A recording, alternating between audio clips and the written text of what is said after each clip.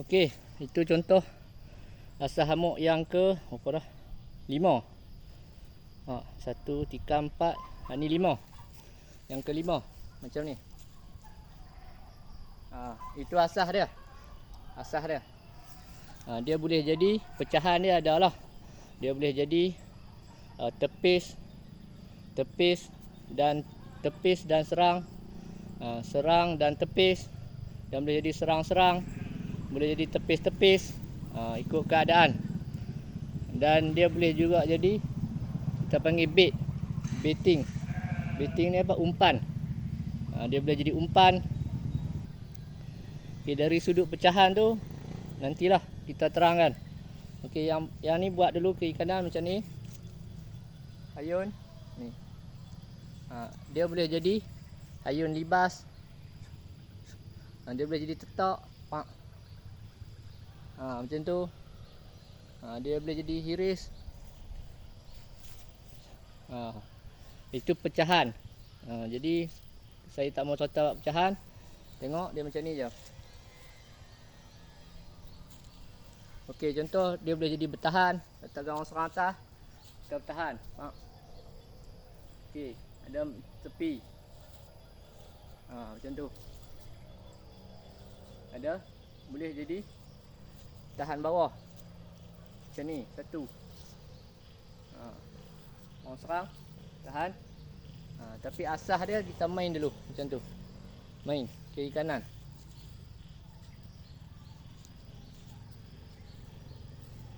Okey. Main dulu macam tu. Okey, lepas tu kita main langkah pula.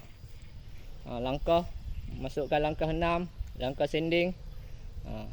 Kemudian gerak tu lah. Itu tak apa, pelan-pelan faham. Contoh yang pertama kita gerak 1, 2.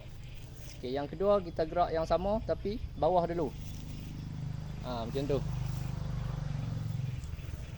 Ada masa kita gerak atas dulu. Ada masa kita gerak bawah dulu. Macam tu. Tengok contoh. 1. Okey, 2. Macam tu lah.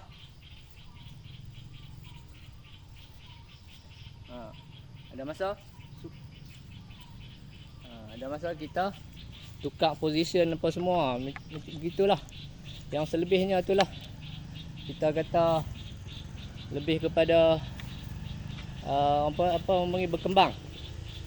Kita tak maulah terlampau letakkan teknik ni mesti jadi begini. Tidak. Dia tak semestinya jadi begitu dan begini. Dia boleh berkembang dan dia boleh dipertikaikan, dan dia boleh jadi macam-macam. Jadi kita kena test. Contoh kita main 1.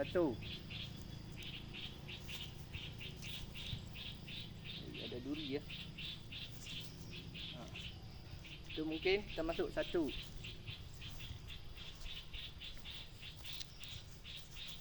Okey, itu mungkin kita akan buat macam tu.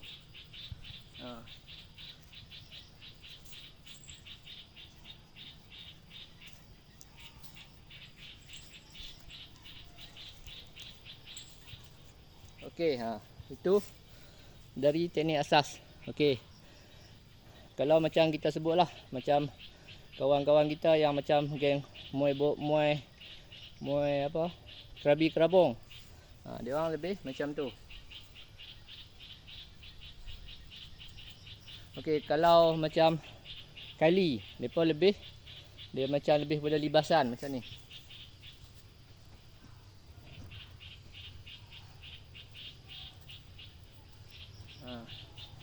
Dalam permainan kita sebenarnya kita tak buat 2 sekali lah. Kita satu ni mungkin kita tikam macam tu. Contoh macam ni. 1 main macam tu.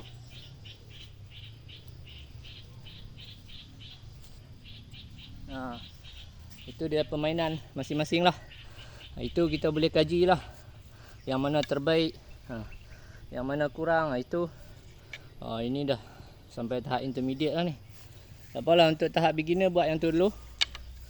Buat macam ni je. Okey, berlatih.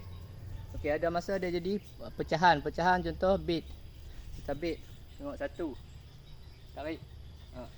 Nampak?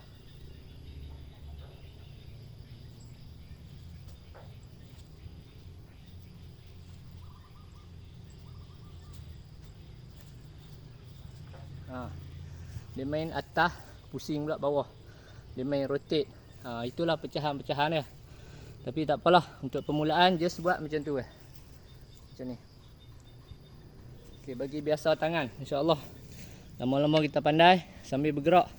Bergerak kena bergerak, jangan kaku sangat. Bergerak je, tak apa. Lama-lama pandai. Kiri kanan depan belakang